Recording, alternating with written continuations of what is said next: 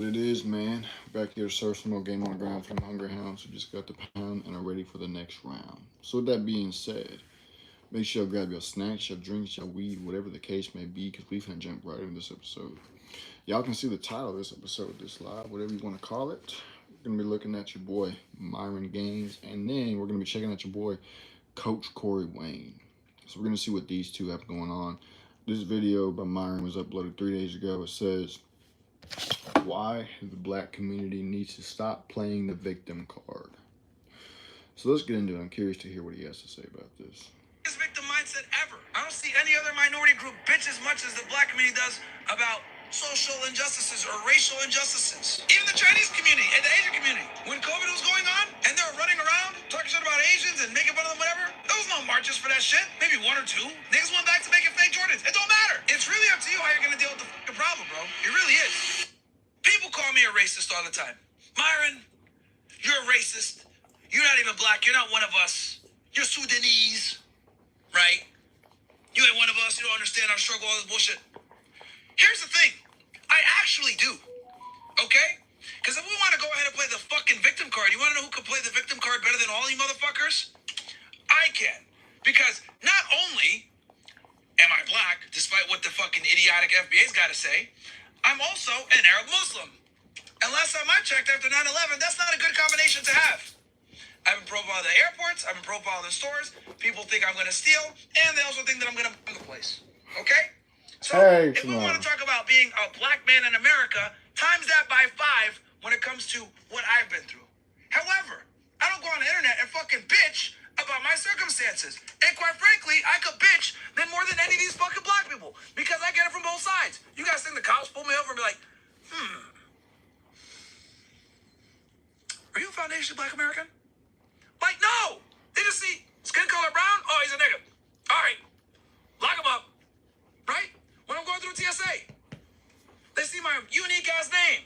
Amber photo. What the fuck? Hey, nigga, you got to go over. We're going to search you.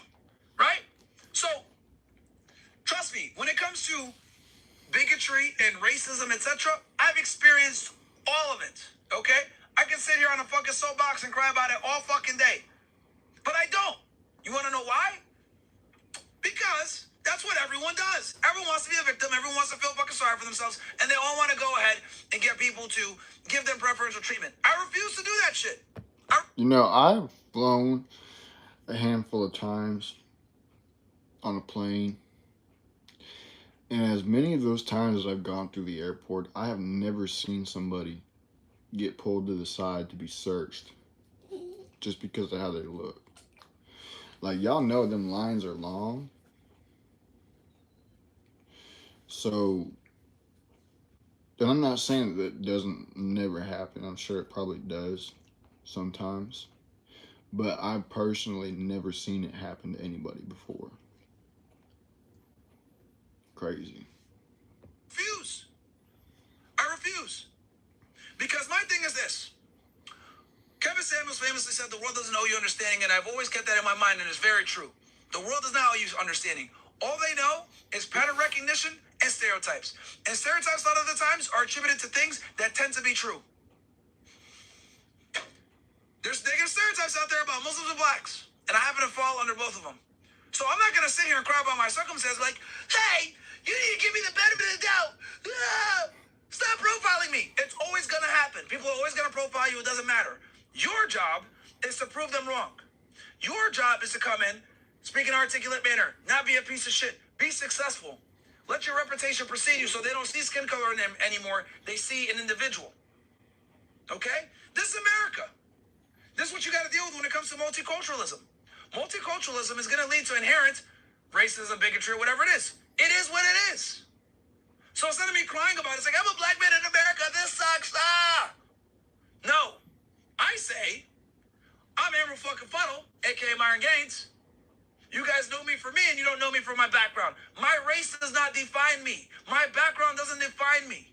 Okay? My racial background and my lineage. That doesn't define me. My actions and my behaviors define me. My character defines me.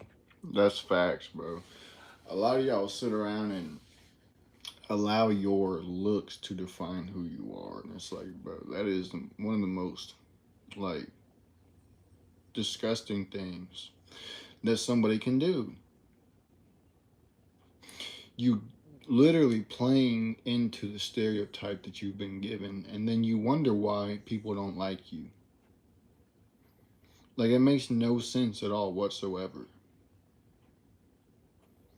If you quit playing into those stereotypes, then people would see you differently.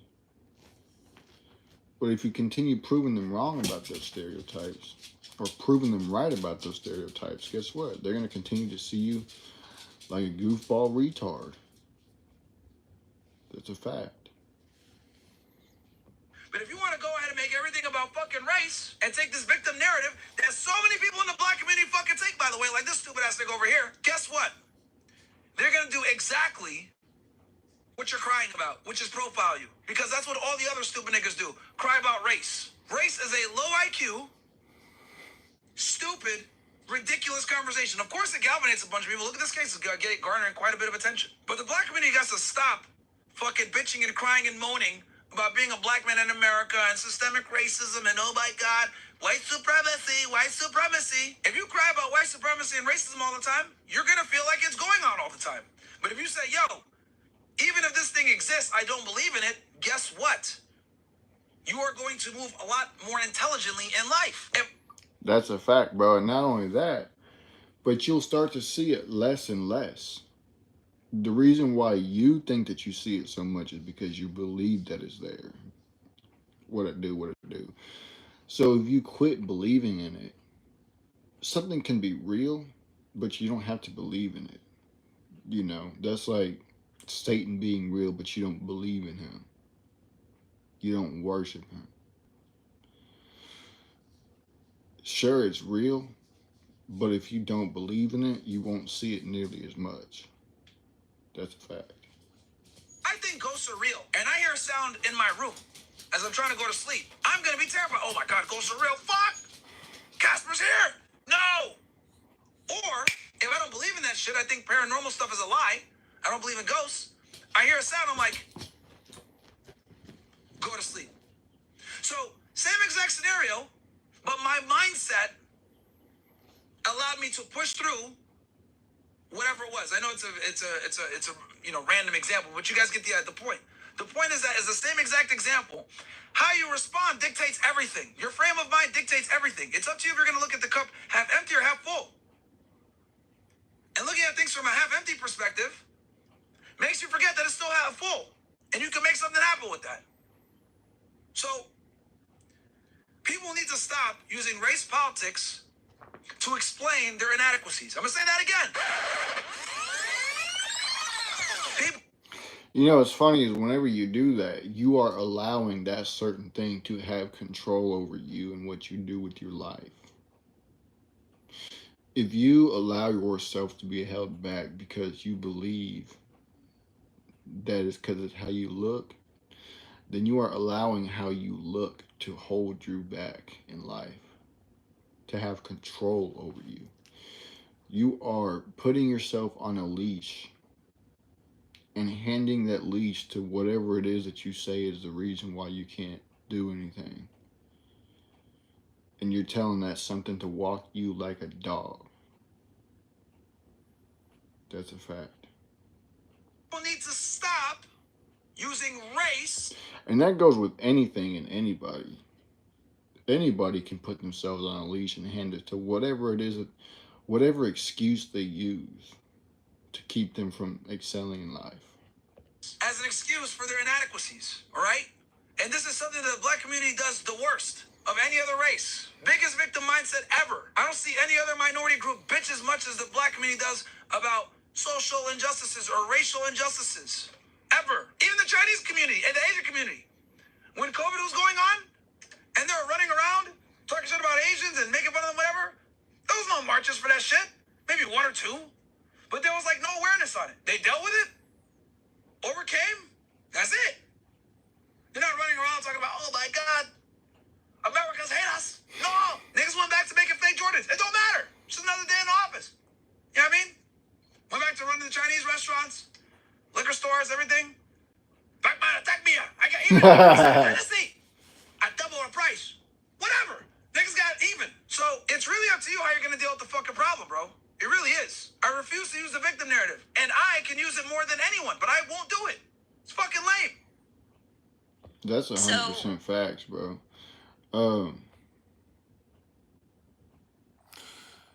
You have to start taking self-accountability for why you have not done what it is that you claim that you can't do. And most of the time it's because you don't want to do it. You just want people to feel bad for you. And that is a depressing life. When all you want is for people to feel bad for you, that is a depressing ass life. That's a fact. Now, I already know if, I'm not even going to speak on it, because we're going to move on to the next topic, which is your boy, Coach Corey Wayne. We're going to see what this dude's got going on. We're going to see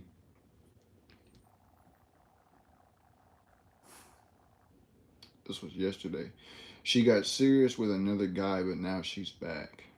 Hi, I'm Coach Corey Wayne. This is my video coaching newsletter, and the topic of today's newsletter is going to be, she got serious with another guy, but now she's back. Well, this particular email is from a viewer. He just ended a long-term relationship, and so this was like the first girl that he'd gone out with in a long time. I think he said he met her online. And so they had a first date, but he didn't have the guts to go for the kiss because, as he said, it was the first time he'd been out with anybody other than his ex in a long time. So he kind of chickened out. And then so I guess a few hours before their second date, she basically canceled, saying that she had been seeing another guy and it was getting serious. And she wanted to devote herself to that new guy. And he said, hey, well, if it doesn't work out, get in touch. Well, apparently only a few days went by. She got back in touch. And he's thinking, wow, did this other guy screw up that fast? It can happen that fast. That's crazy, bro. So you go out on a date with a female when she's getting serious with another dude.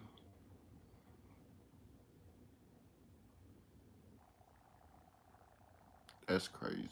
Well, if you're going to date enough women, eventually you're going to have this situation happen to you quite often, especially if you're doing online dating, because if the girl you're dating thinks things are progressing with their primary guy, which is what it looked like was going on here, then you can expect her to dip, but that's why you don't burn a bridge, because there's a really good chance, 97% chance, the other guy's going to fuck it up. And so maybe she was been out on 4 or 5 dates with the other guy, and then she goes out with you because she wasn't sure if it's going to go anywhere with the other guy or not. You have a good date, and then after that, she has another date with the other guy, and it really progresses. Then she might put the brakes on what you guys got going on and say, I can't see you anymore. And you say, hey, well, hit me up if it doesn't work out. And so, it's a good email because, again, if you date enough, you're going to encounter this. And if you really like the girl, you don't want to burn the bridge. So he says, hi, Corey, longtime fan of your work from Australia. I found your content after a relationship failure about 10 years ago. Since then, I've recently ended a long-term relationship and have now begun to re-enter the dating world. I met a gorgeous woman about 2 weeks ago off a dating app and organized a date for Saturday night. She messaged me Saturday with some potentially BS excuse that her grandma was ill, but she did offer to reschedule the following night. Okay, so as the book says, if a woman just cancels at the last minute, no mention of a reschedule, then she's done. And the only way you ever ask her out again is if she reaches out to you first and she brings up getting together. But in this particular case, she wanted to cancel the date, probably, even though she used the grandma excuse, it's probably because things were progressing with the other guy, and so she didn't want to start dating you if it looked like she was going to get serious with the other dude. So, but she did offer to reschedule, so that's the important thing, because it was her idea to reschedule, so then that's okay. The way late great Doc Love felt about it was that one chance per girl per lifetime. So if a chick ditches you like an hour or two before, no offer of a reschedule, her tone is like monotone. In other words, she's just blowing you off because she don't give a fuck. Well, she's out of there for good. Faux show. Facts. So she offered to reschedule the following night. I took this on face value. So in other words, she's brand new. We don't even know this one. So let's assume she's an honest person. We'll give her the benefit of the doubt. Trust but verify, as Ronald Reagan used to say. Yeah. I took this on face value, and we went out to dinner the next night and had a great time. At the end of the night, I failed to make a move to kiss her. I know, poor form for me, but it was my first date in years. Well, if you hesitate, you will masturbate. And if you really like the girl and you're on a date with her, and you gotta understand, she's going out on dates with That's a good one. I never heard that one before. guys that are blowing her back out, and then you're too timid and shy to go for a kiss, and she's got these other guys that are acting masculine. Usually that's all it takes for you to blow it. You gotta keep that in mind. That's why it's so much better to meet women in person instead of trying to get on these dating apps. Do not go where the path may lead. Instead, go where there is no path and leave a trail. I can't remember who said that. He says, we exchanged numbers as I'd only talked with her in the app, and she texted me when she got home and said she had a great night. I waited a few days before texting her again and set up a second date for the next Saturday night. A few hours before we were supposed to meet, she messaged and said, I think I have to cancel our date. I've met someone and want to see where things go with them. So, again, those things are going to happen. It's like, hey, no problem. Hit me up. It doesn't work out. That is tough. That is tough. That's all you really need to say. I was a little upset because although we only had one date, I really liked this girl. She knocked my socks off, as you would say. Well, if she's knocking your socks off and you bitched out on going for the kiss, that could have been a difference between getting her and getting blown off. I responded saying, thanks for being honest. I really like you and had hoped things would go further. Get in touch if things don't work out. She replied shortly after and basically said it was just bad timing. Well, that was nice. That's so lovely. I assumed I would not hear from her again and would need to chalk it up as an experience to learn from. 2 days later, on Monday, she messaged me again saying, sorry to bother you so soon. If you're happy, we can catch up after work one day during the week. So I guess the other guy, see how quickly that changed? Again, she's on a dating app. She felt more attraction to the other guy because he was probably more masculine. And then something happened over the weekend on their date or whatever it was. She saw him and she thought, oh, damn, where's Bob? What about Bob? I'm really struggling to understand what she means with all this. Is it possible the other guy has stuffed it up already? Yep, there's a 97% chance of that, bub. So, hey, she got in touch. She asked you out. So, thumbs up. Make a date. Hang out, have fun, hook up. I organized to see her this coming Friday for dinner after work. I just want to get my expectations and check how do I handle this. Just like the last time. Just follow what's in the book. Hang out, have fun, hook up. Give her the benefit of the doubt. Say she canceled at the last minute for some BS excuse. Tell her it's rude. Tell her, see if you can get her to keep the date. Just say, hey, well, we had plans, and I cleared my schedule for you, and you wanted to get together, so, if she's telling you she's got to go hang out with some friend or comfort some girl about her dead parakeet or whatever, just say, hey, we had plans. You can go hang out with your friend tomorrow. I cleared my schedule to be with you tonight, so I expect you to honor that. And if she still waffles, then I wouldn't respond. And if she ever reaches out in the future and asks you out, just say, I'm not going to plan any dates, but if you want to come by and have a drink, I'm willing to hear you out and hear what you got to say. And invite her over to come over to your place and have a drink together. I wouldn't make big plans to go out or anything like that. But let's assume she keeps a date, so hang out, have fun, hook up. It's pretty simple. That's it. You're not trying to marry her. You're not trying to make her your girlfriend. Just trying to see what happens. And this time, go for the fucking kiss. Do I assume it's a date? Yes. And treat it as such until it becomes clear that that's not what she meant. She meant it as a date, bro. What happened was the other guy turned out didn't work out with him. I figure I told her to contact me if things didn't work out, and if she's trying to be serious with someone, why is she organizing to hang out with other guys she met on dating apps? Well, again, because things went sideways, obviously, with the other guy, or she just doesn't think it's going to work out with the other guy. So she reached out to you, she asked you out, so there's a really good chance, I'd say there's at least a 60% chance she's going to keep this date. So either way, it'll be fun, it'll be interesting. As you said, you really like this girl, so let's see what happens. Hang out, have fun, hook up. So if you got a question or a challenge, you want to get my help, go to understandingrelationships.com, click the products tab at the top of your screen on any page of my website, and book a coaching session with yours truly. If you guys haven't already signed up for our paying exclusive buy, or the link in the video description. And so the good news with our website is you get all that I really want to anytime, so you can check out all the exclusive premium content that you get for your money and free trial. So go to Understanding. So yeah, man, that was your boy, Coach Corey Wayne. If you're talking to a female and she decides that she don't want to talk no more, or right now, and I don't know what you laughing about, son, so this is what I'm gonna do right here. Yeah, no. Bye-bye. Deuces. You can't speak now, boy. Nah, man, it's just these situations you gotta handle in a certain way. And sometimes, like, naturally it should make you want to crash out. But If you're a man, then you'll know how to handle those situations and move about your life. And eventually they'll come back around. But if you're a little boy, an insecure little boy, and you start crashing out, well, guess what? They ain't coming back. That's a fact. So with that being said, I appreciate y'all for tapping in, man. Make sure to share with your friends, your families, your mummies, your aunties, your grannies, and everybody else that y'all know. I am out. Deuces. You just caught the tail end of the show, Johnson. I'm out. Peace.